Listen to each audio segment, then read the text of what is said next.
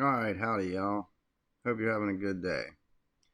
Today's breakdown video is coming to you from Collyanne Noor. I hope I'm not butchering your name, brother. He did the best video I could find on Joe Biden's ridiculous gun control speech. So we're going to get into it today in high speed. Here we go. But first and foremost, God bless America, as always.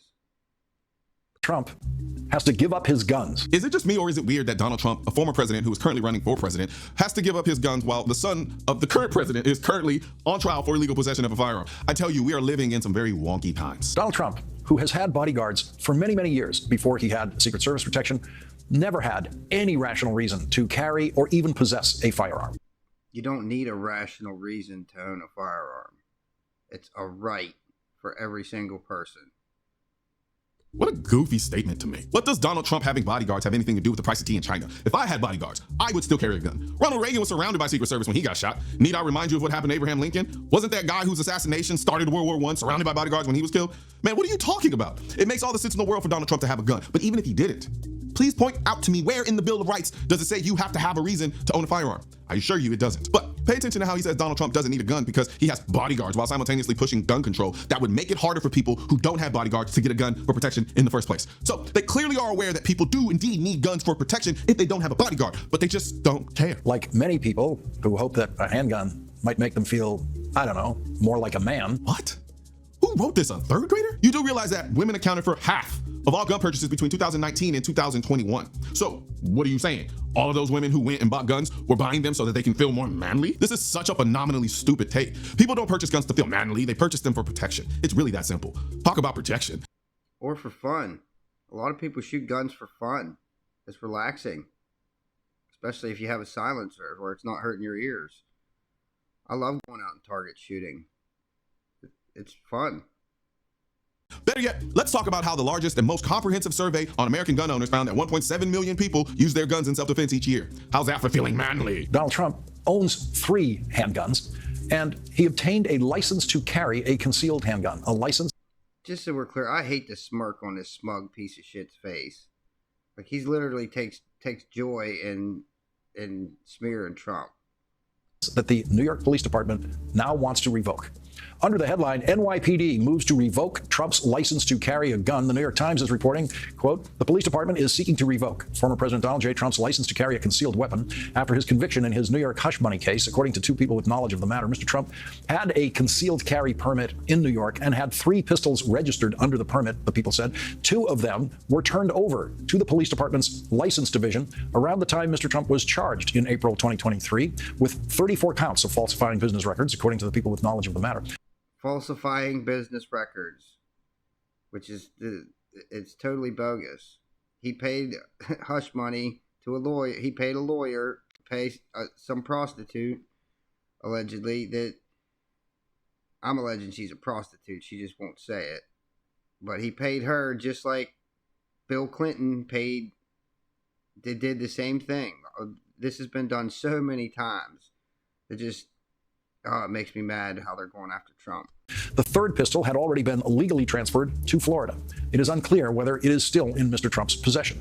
Under federal law and state law in New York and Florida, people with felony convictions are barred from possessing a firearm. So now that Donald Trump is a convicted felon, not only will he lose his license to carry a concealed firearm, it is now illegal for him to even possess the handguns that he never had any rational reason to possess. Even though Donald Trump doesn't need those guns and never used them, losing his... How do you know what Donald Trump needs? If you have to have Secret Service and bodyguards, that's even more reason to carry a gun. That means that people are looking to hurt him. That's why he has protection. So there's absolutely no reason why he shouldn't own a gun, especially since all these since this bogus felony charge that they took and the statute of limitations ran out on, so they decided to turn 34 misdemeanors into a felony for the first time ever. Ridiculous. His license will feel like a man losing his possession of something important to him. It will feel like he lost all of that thanks to the unanimous verdict of 12 New Yorkers. That's right, 12 idiots in New York a Democrat-run shithole are taking Trump's gun rights away. And this guy literally saying that they're doing it just to hurt him. Like, oh yeah, it's going to make Trump feel bad. What a piece of shit. I don't know how this guy's even got a job. And that will be a form of torture for Donald Trump. Donald Trump is used to having no one telling him what to do, but he is finding out that, as should no man, have anybody tell him what to do. a lot of people can tell a convicted felon what to do, including judges and probation officers and the NYPD's gun license division. Oh, don't worry about finding that other pistol.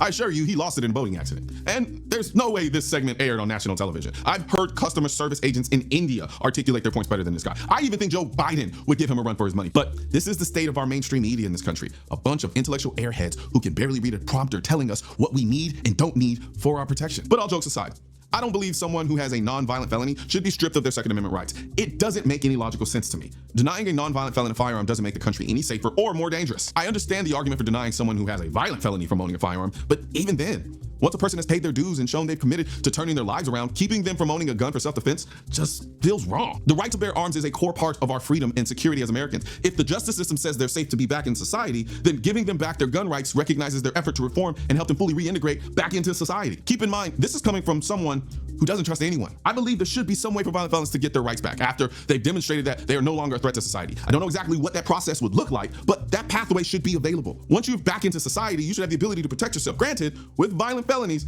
there should be a much tougher vetting process. I'm not saying as soon as they get out, just give them the right to own a firearm again, but I just think I don't know if I quite agree with that. If you're a violent felon, if you've hurt somebody, I don't think you should be able to have your guns. A non-violent felony, then there's no reason not to own a gun.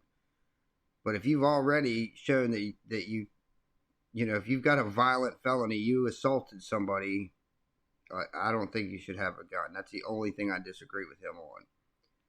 But everything else is straight on point. There should be a pathway. But every American has a right to self-defense in this country, unless you've demonstrated that you are too much of a danger to society. And in that case, why are they still in society? I don't have all the answers here, but my feelings over time have definitely changed from hell no, they shouldn't get their rights back to actually there should be a way for them to get their rights back. But what do you think? Should a nonviolent felon be able to get their two-way rights back? And should a violent felon be able to get their two-way rights back? Let me know what you think in the comment section. And don't forget about the flash sale going on right now for shop.mrcoleonthewar.com. Right now, you'll get 15% off your order when you use the code DADDAYT. And if in your order, you have a t-shirt like this awesome Let's Go Brandon two-way shirt that I'm wearing right now, not this shirt in particular, but you can have this shirt in there too, but any shirt. If you have any shirt in your order, you'll also get a free CN white t-shirt or a white. The rest of it's just promotions and him talking about his channel. Figured I'd let him throw his code in there and whatnot. So that's today's video. Yeah. If you like it, like it. If you like it a lot, subscribe to get more high-speed news. Till the next time, God bless y'all.